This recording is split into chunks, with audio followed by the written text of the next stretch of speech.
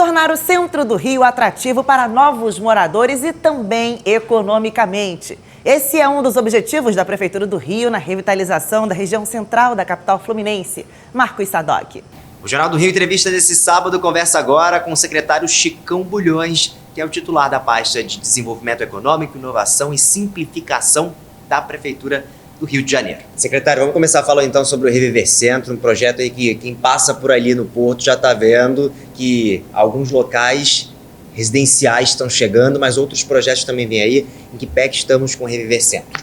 A gente está fazendo um reposicionamento total do centro da cidade, né? Veio a pandemia, isso não é um desafio só do Rio de Janeiro, acho que o mundo inteiro está dando um novo significado para os seus centros empresariais, onde tinham muitas empresas instaladas, e aqui no Rio não está sendo diferente. O prefeito Eduardo Paes colocou isso como uma agenda central desse governo, que é recuperar o centro da cidade. E, obviamente, para recuperar o centro da cidade, a gente precisa que as pessoas morem lá. Até então, não podiam morar lá. Então, o que faz o Reviver Centro, que eu acho que é a grande mudança? Primeiro, permite residenciais, permite moradias na região do centro.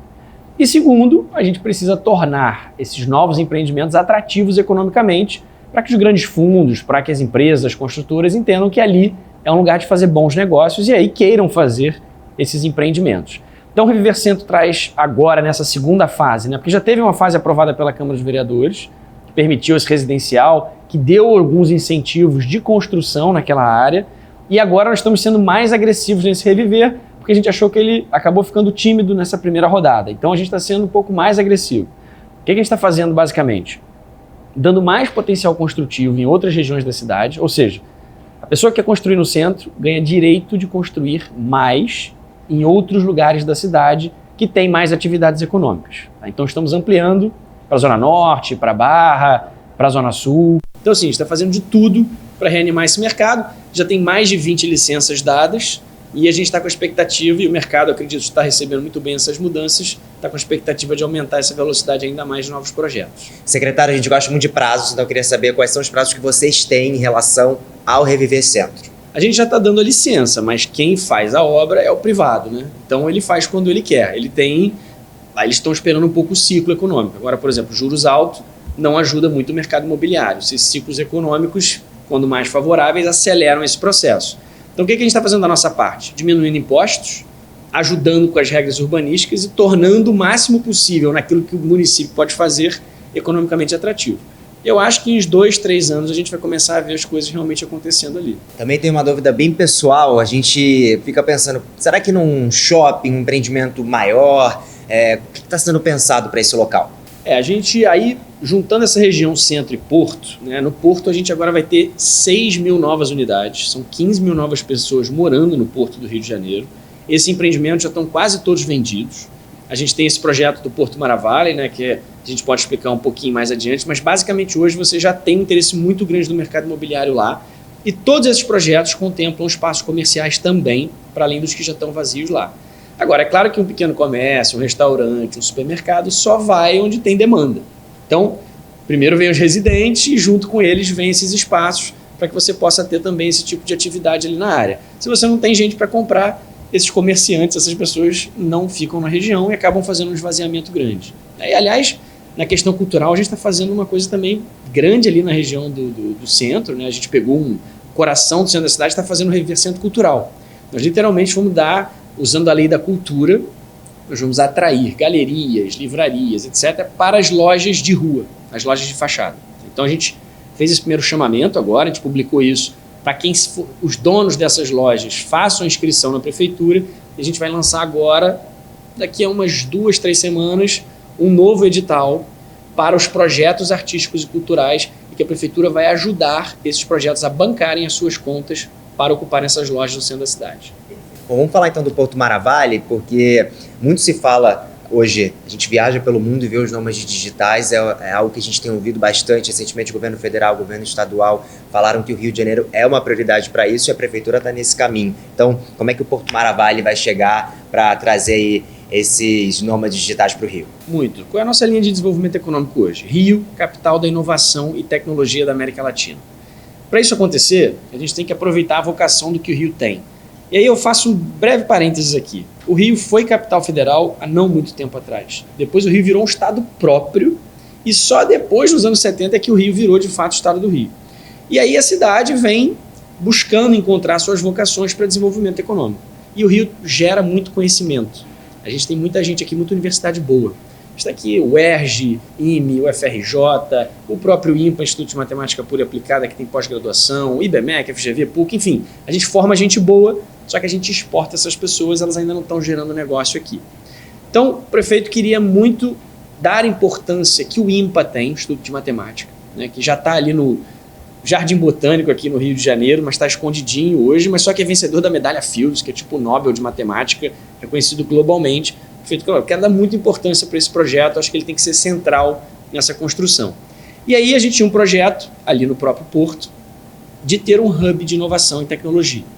Juntar as duas coisas foi o melhor dos mundos, porque a gente quer juntar os negócios, empreendedores, investidores e fundos, junto com essa universidade de ponta, que será essa nova universidade do INPA, que vai ter curso de matemática, ciência de dados, ciência de programação e física ali naquela região. Então vão ser 400 alunos por ano, seleção pela Olimpíada de Matemática, então não é pelo Enem necessariamente, não é ali pelo vestibular, é a Olimpíada de Matemática, e os alunos vão ganhar bolsa integral. Então quem vier estudar vai estudar com bolsa integral. Aliás, foi um pedido que o prefeito Eduardo Paes fez ao presidente Lula, porque o INPA ele é uma OS, né, ligada ao Ministério da Ciência e Tecnologia e ao Ministério da Educação. Então, um dos pedidos do prefeito presidente Lula é que a gente tenha essa valorização do governo federal para essa universidade, que a gente viabilizar essa universidade do INPA, e essa expectativa começou a transformar ali aquela região, fora que a gente abaixou os impostos para lá. Então, empresas de tecnologia que se mudarem para o que nós estamos chamando de Porto Mara Valley, pagam 2% de ISS e não 5%, como em outras regiões e em outras cidades também. E também prazos aí para o Porto Mara Valley. Como é que a gente tem encaminhado? Quais são os prazos e os projetos da Prefeitura em relação a essas iniciativas? Então, já tem uma primeira turma do INPA rodando agora, nesse ano, uma turma experimental, ainda não está lá, mas a expectativa é ter a primeira turma já no ano que vem, em 2024. A obra que está sendo executada hoje naquela região termina em outubro desse ano. Tem uma associação com atores privados que já está sendo constituída, está em fase de constituição. São empresas que são parceiras desse projeto hoje também, junto à Prefeitura, para viabilizar e colocar de pé. Então, 23 entrega a obra, 24 muito provavelmente a gente já consegue ter as primeiras turmas do INPA aí ocupando aquele espaço. A região é bem central na região do Porto, né? Fica perto ali de uns hotéis que a gente já tem, de uns centros comerciais que a gente tem ali na região do Porto. Então, assim, é uma região bem central. Tem o VLT na porta, né? Então, quem tiver o acesso é muito facilitado para os próprios alunos. A gente está viabilizando moradias para os alunos no próprio Porto, tá? Com esses empreendimentos que estão acontecendo ali agora, que estão subindo. A gente está em negociação para que os alunos morem ali naquela região também. Então isso evita esses grandes deslocamentos e faz um pouco o que você é lá fora, né? Você vê algumas universidades americanas, europeias, onde as pessoas moram no campus, moram pertinho de onde elas estudam. Então essa é a ideia de ter isso ali também, para que a gente possa ter essa integração total ali naquela região do Porto. E isso, obviamente, tem um efeito para o centro da cidade também, trazendo empresas e pessoas interessantes ali para aquela região. Secretário, eu queria falar agora então de um projeto que foi o vencedor do Prêmio Band Espera Rio na categoria Economia em 2022, um programa muito reconhecido, que é o Programadores Cariocas, que pretende mudar aí a vida de 5 mil pessoas, né? E suas famílias também, né? Na verdade, a ideia dentro dessa linha Rio Capital da Inovação e Tecnologia é que a gente possa trazer oportunidades para quem mais está buscando oportunidades agora. E a gente tem uma galera aí de 17 a 29 anos que está buscando oportunidade, que quer entrar no mercado de trabalho, mas só que qual é o mercado de trabalho aquecido com salários bons? É o mercado de programação de aplicativos, de sites, enfim. Hoje o mundo inteiro digital, e eu acho que a pandemia acelerou esse processo, precisa das pessoas que saibam fazer essa linguagem, né, que saibam escrever um programa de computador para que ele possa efetivamente funcionar nos nossos celulares, no nosso computador, enfim, no dia a dia. Todas as empresas hoje estão digitais e elas precisam desesperadamente de mão de obra qualificada em programação. E qual é a oportunidade social que a gente tem? O filho do mais rico e o filho do mais pobre hoje, eles estão saindo mais ou menos do mesmo lugar. Não é exatamente o mesmo lugar, mas o filho do rico não sabe muito ainda sobre programação. Então a gente também tem uma oportunidade de diminuir desigualdades de oportunidades para essas pessoas. Então, foco da prefeitura, a gente dá bolsa para estudar programação, para as pessoas que moram principalmente em áreas com índice de desenvolvimento social mais baixo. Então é focado nesse público, formado pela escola pública, tá? Então o alvo é a galera formada pela escola pública, de 17 a 29 anos. Então, além de pagar o curso, que é dado por empresas privadas que ganharam a concorrência que a prefeitura fez, a gente dá R$500 de auxílio, né, todo mês R$500 para a pessoa não sair, e mais o computador para quem completar o curso. Então a gente espera que com isso a gente possa dar oportunidade para muita gente. Formamos 750 agora, os primeiros programadores cariocas, temos uma meta ousada de formar 5.000 até 2024, e isso está sendo também um atrativo grande para as empresas de tecnologia e inovação que querem vir para o Rio de Janeiro, porque aqui vai ter uma mão de obra qualificada com diferencial. Tá certo, secretário. Obrigado pela sua participação aqui no Jornal do Rio, entrevista nesse sábado. A gente conversou então com o Chicão Bulhões, que é o titular da pasta de Desenvolvimento Econômico, Inovação e Simplificação. Eu volto ao estúdio.